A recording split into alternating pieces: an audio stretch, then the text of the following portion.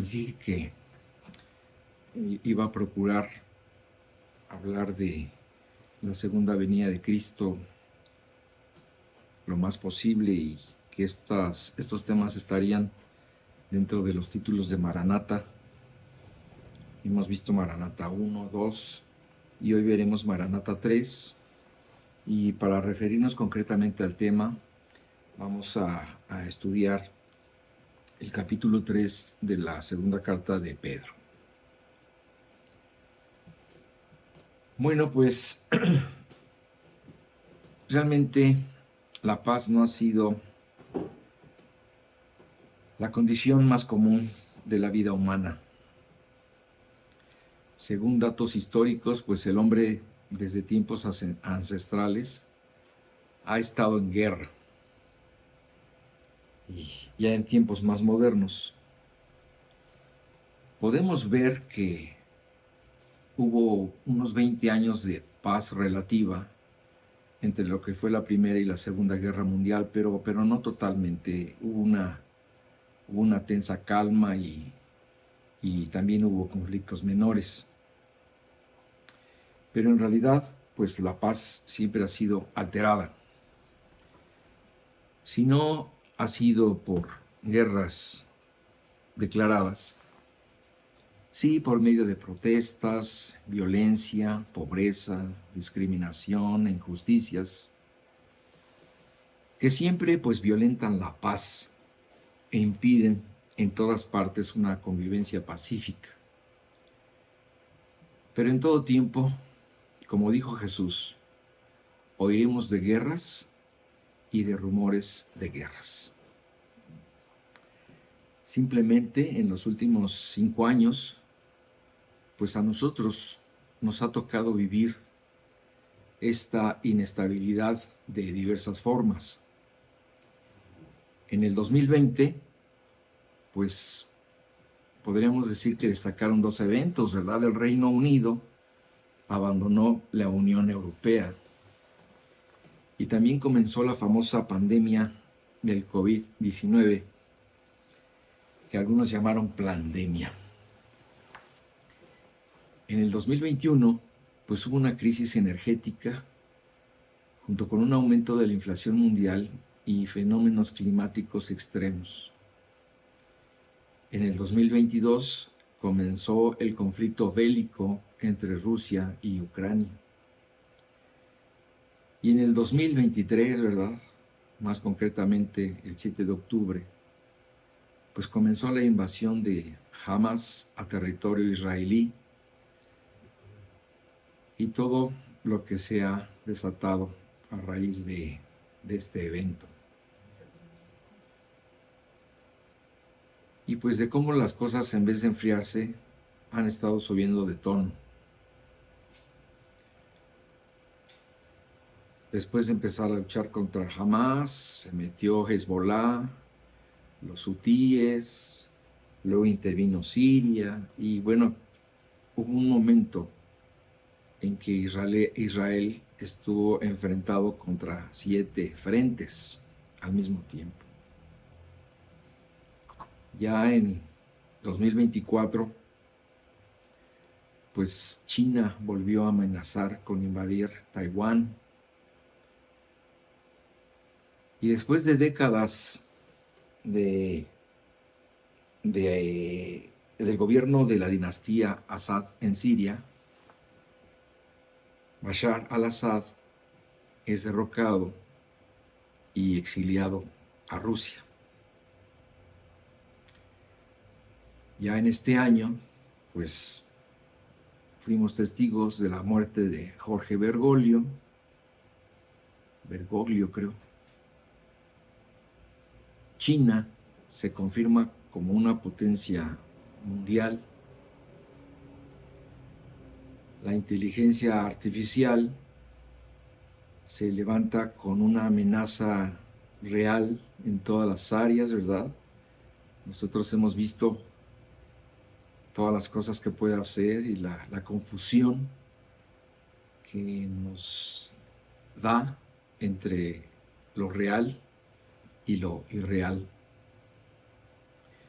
Y desde luego, también en este año, pues se dio la reelección de Donald Trump, que sacudió al mundo y lo sigue sacudiendo. Desgraciadamente, muchos de los conflictos que vimos nacer siguen vivos hasta el día de hoy. Sin duda, el más destacado es el de Israel, que ahora ya no es contra los proxies, ¿verdad? O los títeres, sino contra el titiritero, que es Irán. Ya no es una guerra contra grupitos ideológicos, sino contra un país de 90 millones de personas. Creo que Israel tiene 9 millones de habitantes. Y además con un país cuyo territorio es 55 veces mayor que el de Israel. Y que además pues tiene muchísimos recursos económicos. Sin embargo, a este país ya se le han destruido 1.100 objetivos militares, junto con muchos líderes científicos y militares. En contraste, pues la mayoría de los drones y los cientos de misiles que han enviado contra Israel han sido eliminados por estos sistemas de defensa que tiene Israel. Y sí, obviamente, no todos los misiles han sido destruidos, pero la mayoría. Algunos han entrado, pero si hubieran entrado todos los que han mandado, Israel ya no existiría. Claro, esto no quiere decir que Irán esté derrotado. A pesar de sus mermas, pues tiene un gran arsenal desplegado por todo este gran país. Y siguen atacando indiscriminadamente a la población civil, edificios residenciales, embajadas, la bolsa de valores, hospitales. Ellos no tienen límites, avientan y ahora sí que caiga donde caiga. Claro, como la distancia es tan grande, 1.500 kilómetros a 2.000, pues han podido ser interceptados la mayoría de sus misiles. Y pues lo peor es que aunque sus reservas balísticas terminaran, ellos tienen otros recursos de otra índole para defenderse. Así que es un enemigo muy, muy, muy peligroso, contra el cual Israel pues está enfrentado. Y ahora, pues ya sabemos que sí, finalmente Estados Unidos ayer atacó a Irán. Y para esto, pues también se necesitó toda una estrategia militar, señuelos, o sea, es increíble estudiar esto, es admirable lo que hacen estos cerebros militares. Finalmente participaron 125 aviones, y entre ellos los famosos B-2, los cuales lanzaron 14 bombas. Estas bombas GBU-57 que pesan 13 toneladas, una cosa tremenda. Y este es el gran temor de Jamenei. Y finalmente se decidió atacar a 3 centrales nucleares, entre ellas Fordow, que es esa famosa montaña que alberga reservas de uranio a casi 100 metros de profundidad. Estaba oyendo en la mañana que pues los daños que se causaron todavía no no se han medido, pero según Trump, Fordow ya desapareció. Entonces, aparentemente, desde ayer ya quedó inhabilitada esta central nuclear, pues por la intervención directa del ejército estadounidense, quien con este acto, pues ya entró de lleno a la guerra. Algo que de alguna forma, pues ya veíamos llegar desde que le puso condiciones a Irán, le dio un periodo de 60 días para negociar y estos no respondieron. Pero ahora, con esto que pasó ayer, yo creo que con mayor razón le va a exigir nuevamente una rendición total, algo que el ayatollah Jamenei pues ha rechazado totalmente, y de hecho se espera que pronto este señor apruebe la iniciativa de cerrar el estrecho de Hormuz, cuya importancia radica en que por él pasa la quinta parte del crudo y del gas que alimenta al mundo. Así que si ahorita ya los precios del petróleo se están disparando, imagínate lo que será cuando se cierre este estrecho que está entre una puntita de Arabia e Irán. Entonces, las noticias se mueven rapidísimo. El viernes yo ya tenía este mensaje listo, ¿verdad? Con datos ya antiguos. Y hoy en la mañana lo tuve que actualizar precisamente por lo que pasó ayer. ¿Qué sigue? Pues en realidad nadie sabe. Los hutíes en Yemen dijeron que ellos ya le entran a la guerra, pero no sabemos hasta dónde va a escalar esto. No sabemos quién más va a querer meter las manos en esto. Nada se sabe. De hecho, pues nosotros vemos cómo se están jugando las cartas, ¿verdad? Trump dijo que en 15 días él iba a decidir, que un minuto antes de que terminaran los 15 días él iba a decidir si atacaba o no. Y pues vimos que esto fue nada más una estrategia para que se confiaran los demás. Netanyahu dijo que sí iba a ir de vacaciones este fin de semana, o sea que hay una serie de señuelos y estrategias que están poniendo en una interrogación todo lo que va a suceder mañana, y solo Dios, realmente solo Dios sabe en qué acabará todo esto.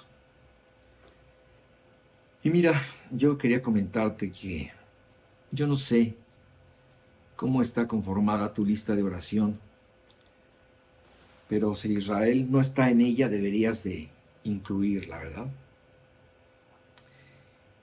Y sí, mira, podemos pretextar que Tel Aviv se ha convertido en un bastión del movimiento LGBT, sí, es verdad. Podemos decir que las estadísticas dicen que el 50% de los judíos no tienen creencias religiosas, ¿sí?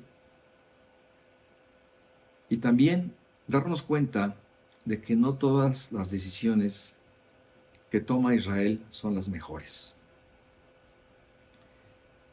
Pero precisamente por eso debemos orar por ellos, por sus dirigentes, y para que todo el pueblo en general realmente se acerque a Dios. Además, pues hemos de recordar que la Biblia en muchas partes nos muestra su amor por ellos. Y también por todo lo que está pasando, por todas las cosas extraordinarias que están pasando en esta guerra, nos podemos dar cuenta que sin duda, pues Dios nos está ayudando y cuidando.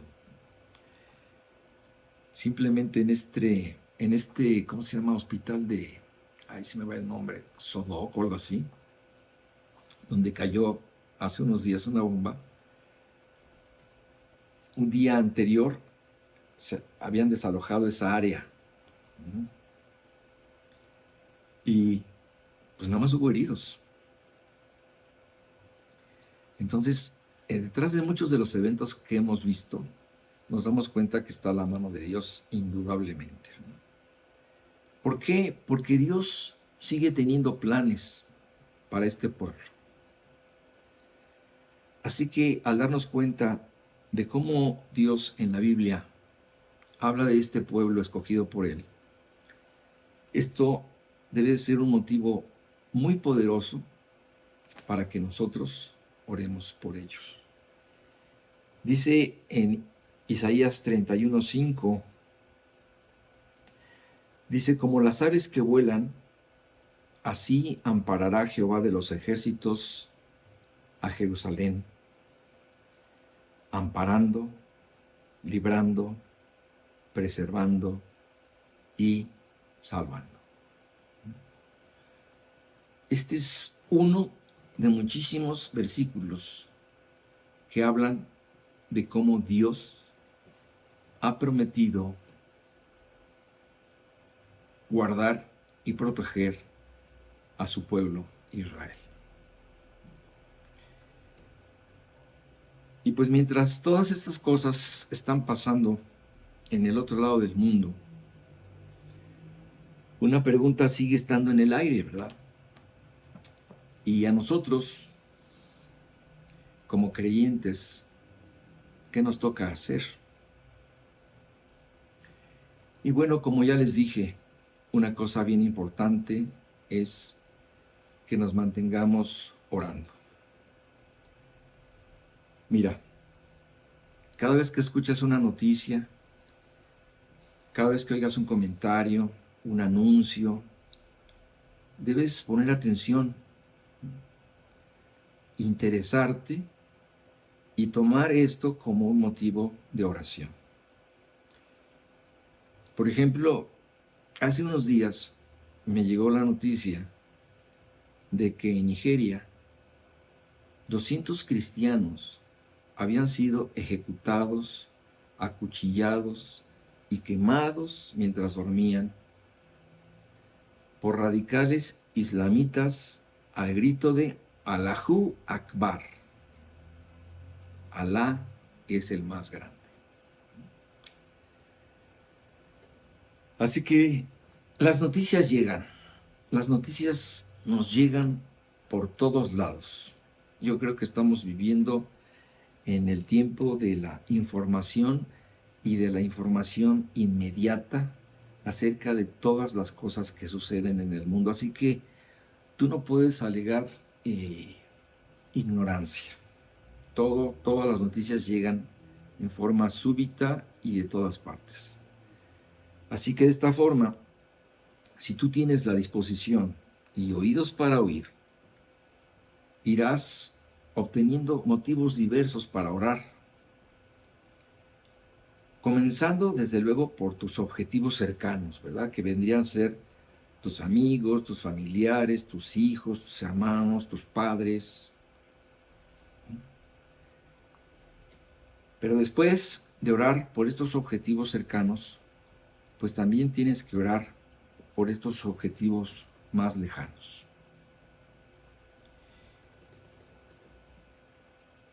Yo sé, y pues la historia lo confirma, que cada vez que existen este tipo de tragedias como las que he estado mencionando, que son de diferentes tipos y en diferentes partes del planeta, la gente piensa que el mundo se va a acabar, que la destrucción entre nosotros está por llegar, que la Tercera Guerra Mundial está por estallar, etc. Es normal que entremos en esta crisis apocalíptica pensando que pues el hombre está a punto de destruir al mundo con toda la capacidad de bombas atómicas que existen, ¿verdad? Sin embargo, la Biblia dice que el mundo no va a ser destruido por el hombre. No va a ser por sus medios, por sus bombitas, por sus balas, ¿no? Sino dice que el creador de las cosas, él mismo las va a destruir. Y como les dije al principio, para entender más detalladamente todo esto, vamos a comenzar a estudiar hoy el capítulo 3 de la segunda carta de Pedro. Ya en los últimos meses estuvimos estudiando la primera carta. Ya nos familiarizamos con el estilo de Pedro, cómo presenta en forma poderosa sus verdades. Y él mismo se encargará de recordarnos en esta segunda carta ese momento que será el momento último de la humanidad, de cómo este planeta va a terminar y que va a ser precisamente por la mano de Dios y no por otro. Así que para ir entrando en materia, vamos a comenzar con los primeros capítulos, los primeros versículos de este capítulo. Voy a leer el primero de 2 de Pedro 3, versículo 1. Dice: amados, esta es la segunda carta que os escribo, y en ambas despierto con exhortación vuestro limpio entendimiento. Pedro nos recuerda que esta es la segunda carta que escribe para que aquellos despistados que no han leído la primera la lean y se enteren de sus enseñanzas. Además, Pedro nos dice que el propósito de ambas epístolas son una exhortación para despertar nuestro limpio entendimiento. Así que estos son dos puntos importantes. Primeramente nos dice que es necesario despertar un interés para que nosotros podamos abordar las enseñanzas de Dios. Este es el primer paso y yo creo que puede ser el más difícil, que es precisamente despertar el interés por las cosas de Dios. Claro, aquí Pedro se está dirigiendo a gente que son creyentes, a los cuales no tendría que insistirles mucho en que se interesaran en las cosas de Dios. Sin embargo, lo hace, porque durante todo el proceso, ¿verdad?, que podemos ver en la Biblia, podemos ver las múltiples veces en las que Dios le reprochó a su pueblo que sus errores y pecados se debían precisamente a su falta de conocimiento. Entre estas está la del profeta Oseas, en el capítulo 4, versículo 6, donde dice: mi pueblo fue destruido porque le faltó conocimiento. Por cuanto desechaste el conocimiento, yo te echaré del sacerdocio, y porque olvidaste la ley de tu Dios, también yo me olvidaré de tus hijos. Es decir, no es simplemente la falta de interés y por consecuencia la falta de conocimiento, sino las consecuencias que pueden traer esto. Porque según este versículo que acabo de leer, esto es algo que no le agrada a Dios. Y en un momento dado de la historia del pueblo de Israel, Dios reaccionó de esta forma, ¿verdad? Voy a quitarte el sacerdocio porque te olvidaste de la ley de Dios. Yo también me olvidaré de tus hijos. O sea, esto es terrible.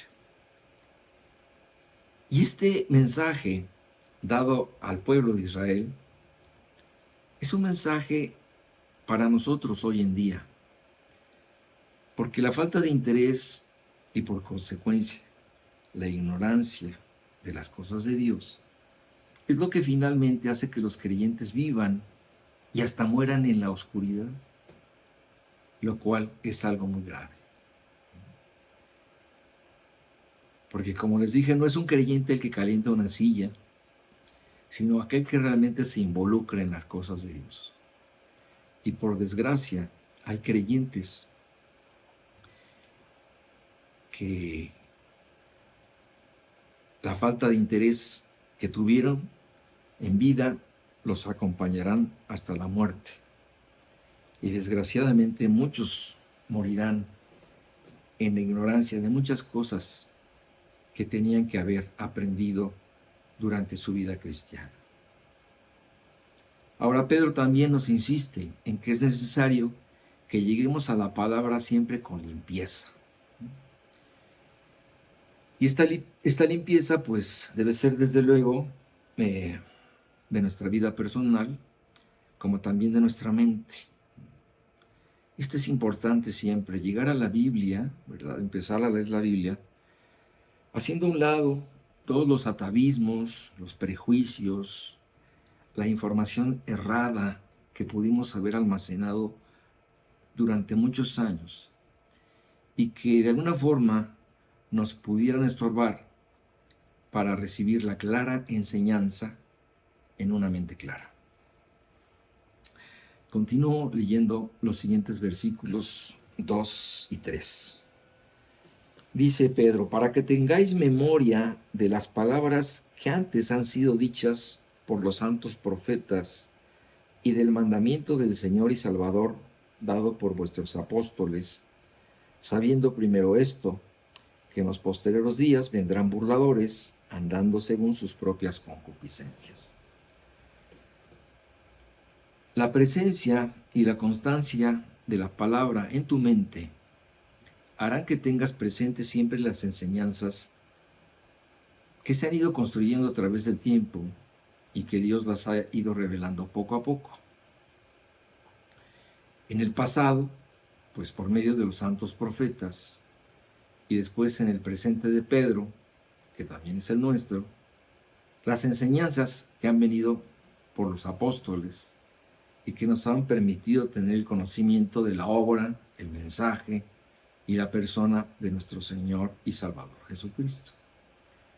Así que tener en nuestra memoria la enseñanza correcta, tanto del Antiguo Testamento como del Nuevo Testamento, nos hará estar preparados para cuando se nos quiera confundir o se nos quieran introducir enseñanzas ajenas a la verdadera revelación divina. Porque es un hecho, asevera Pedro, que en los postreros tiempos será inevitable que se aparezca gente que quiera poner en duda la enseñanza bíblica.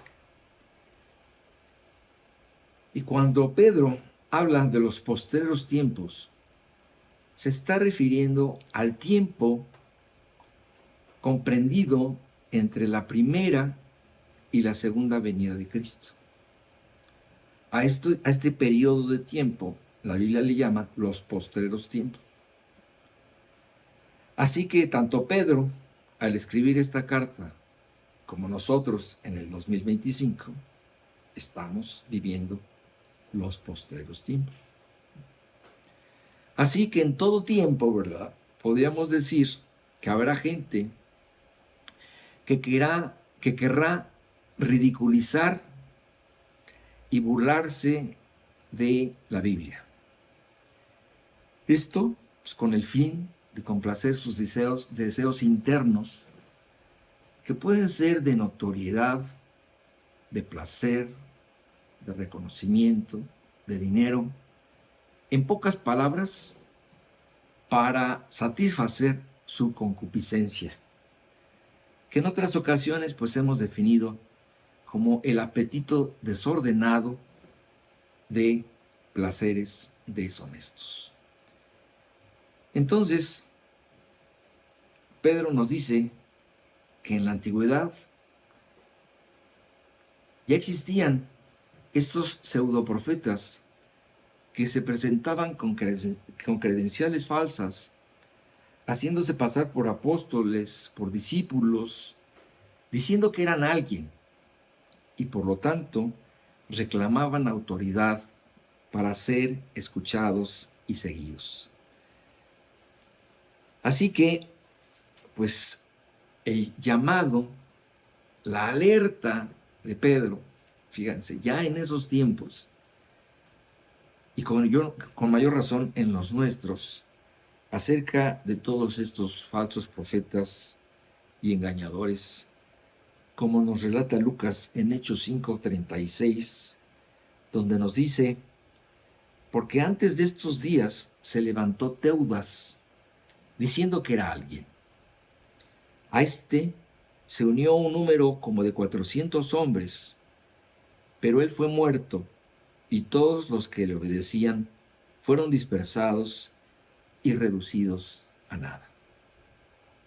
Este es uno de los ejemplos acerca de este tipo de personas que llegarán a tener seguidores, muchos seguidores, pero que finalmente se sabrá que sus intenciones no eran buenas.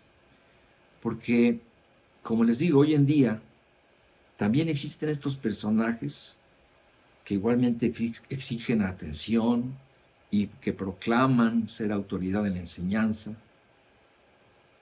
para después darte cuenta que lo único que perseguían era fama y dinero, o en ocasiones propósitos más perversos, como el abuso y el robo.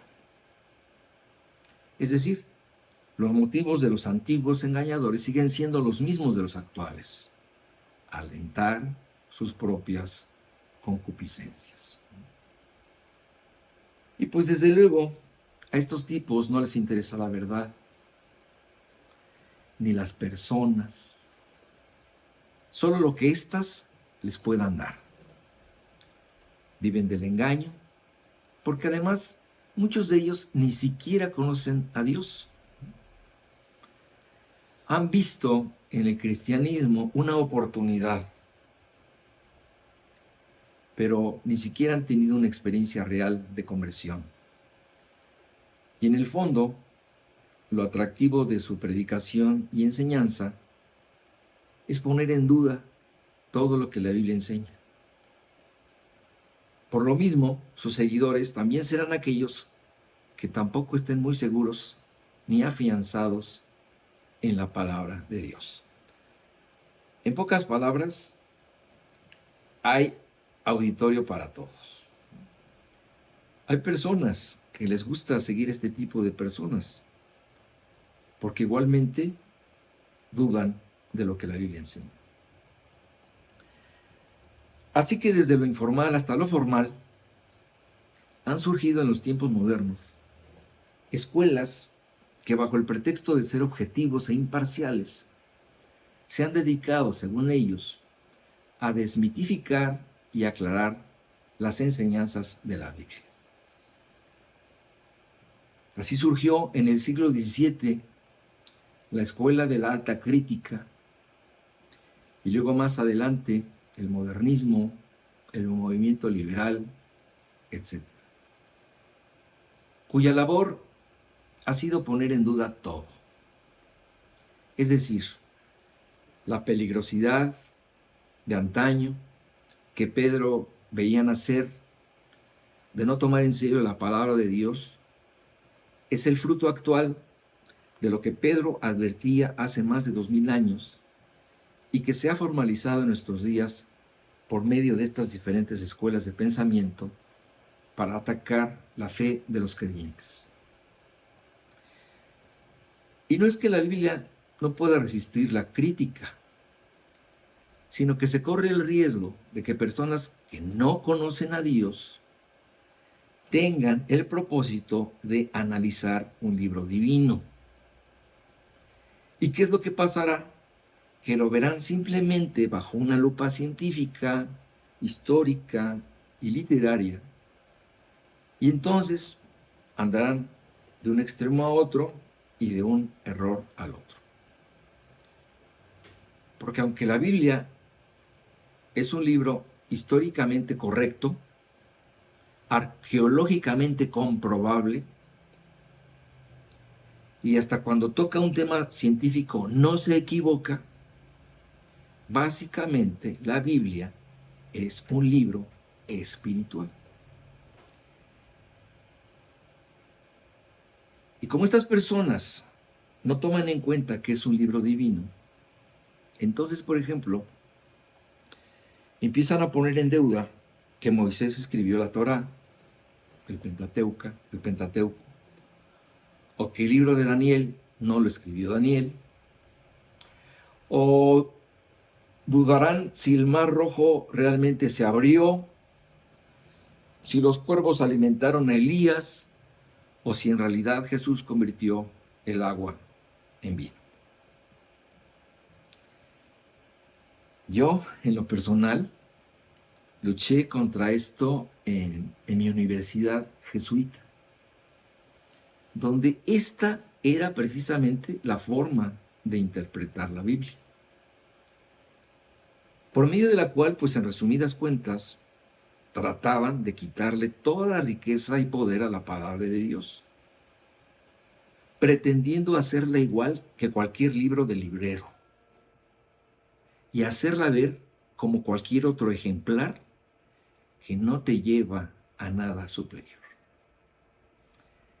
Así que esta advertencia de Pedro no es nada pequeño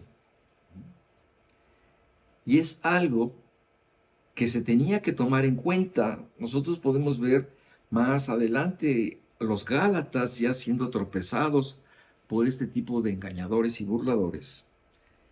Y todo esto para darnos cuenta de que esto es un gran peligro. Continúo con el siguiente versículo 4 de este capítulo 3 de Segunda de Pedro. Entonces estamos hablando de que vendrán en los postreros días burladores, andando según sus propias concupiscencias y diciendo, ¿dónde está la promesa de su advenimiento? Es decir, estarán cuestionando, ¿dónde está Jesús? Que según ustedes prometió que iba a regresar. Y dicen, porque desde el día en que los padres durmieron, todas las cosas permanecen así como desde el principio de la creación. Es decir, como ya desde el tiempo de Pedro se burlaban de que la gente creyera en el advento de Cristo, es decir, en su segundo advenimiento, entonces se empezaban a burlar específicamente de que no se hubiera cumplido. Y eso que solamente habían pasado unos cuantos años de que Jesús dijera que iba a regresar. Ahora, a 2000 y cacho de años de esta promesa, pues los burladores sienten más fuerza para burlarse de lo que Jesús dijo. Y que nos recuerda Lucas en Hechos 1:11. Voy a leer desde el 9. Dice, y habiendo dicho estas cosas, viéndolo ellos, Jesús fue alzado y le recibió una nube que le ocultó de sus ojos. Y estando ellos con los ojos puestos en el cielo, imagínense, están viendo a Jesús subir. Entre tanto que él se iba, he aquí se pusieron junto a ellos dos varones con vestiduras blancas, los cuales también les dijeron, varones galileos, ¿por qué estáis mirando al cielo? Este mismo Jesús, que ha sido tomado de vosotros al cielo, así vendrá como le habéis visto ir al cielo. Esto, precisamente de esto, es de lo que se burlaban en aquel entonces estas personas.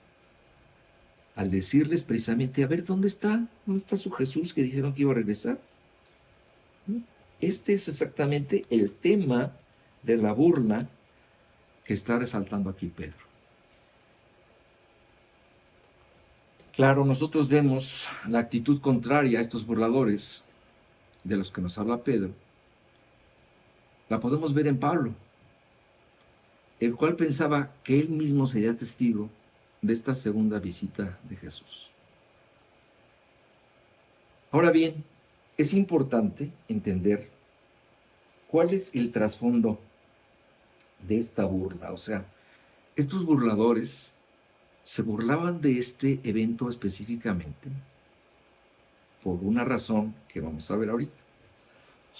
No escogieron cualquier tema porque tenían muchos temas para burlarse de los creyentes y de las cosas que los creyentes creían. Pero escogieron precisamente burlarse del regreso de Cristo porque es algo más profundo que decir simplemente que Él no va a volver. Es negar todo lo que su regreso implica. A saber que será el tiempo en que Jesús hará una distinción entre las personas. Los dividirá entre los que creyeron, a los que Él llama sus ovejas, y los que se resistieron a creer,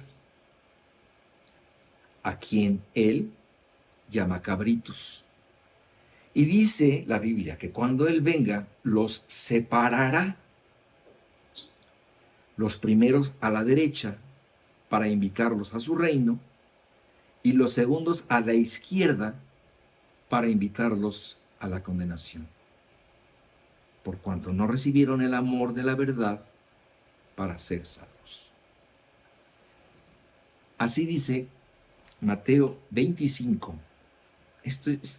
Este pasaje, cada vez que yo lo veo, de veras que a mí me dan escalofríos. Dice Mateo 25, del 31 al 34 y 41, 46. Cuando el Hijo del Hombre venga en su gloria, cuando Jesús venga en su gloria, dice aquí, y todos los santos ángeles con él, entonces se sentará en su trono de gloria. Y serán reunidas delante de él todas las naciones, y apartará los unos de los otros, como aparta el pastor las ovejas de los cabritos. Y pondrá las ovejas a su derecha, y los cabritos a su izquierda. Entonces el rey dirá a los de su derecha: venid, benditos de mi Padre, heredad el reino preparado para vosotros desde la fundación del mundo. Entonces dirá también a los de la izquierda: apartaos de mí, malditos, al fuego eterno preparado para el diablo y sus ángeles. E irán estos al castigo eterno y los justos a la vida eterna. A mí, les digo, esto me aterra, porque los términos en los que habla Jesús son de eternidad. Dice a unos al castigo eterno, es decir, el castigo por siempre, y a otros a la vida eterna. A la vida eterna en el cielo. Pero habla de los dos en términos de eternidad. Así que esto a mí me enchina el cuero, porque hablar en términos eternos son cosas solamente privativas de Dios, que nos dicen que las cosas serán para siempre. Tanto las cosas para bien como las cosas para mal serán para siempre. Y como dice también en 2 Tesalonicenses 2:10, dice: y con todo engaño de iniquidad para los que se pierden. Y aquí dice por qué se pierden. Por cuanto no recibieron el amor de la verdad para ser salvos. No quisieron recibir el amor de la verdad en Cristo Jesús para ser salvos. Bueno, vamos a dejarlo hasta allí. Y como siempre les digo, pues, hermanos, que Dios los bendiga. Maranata, que el Señor viene.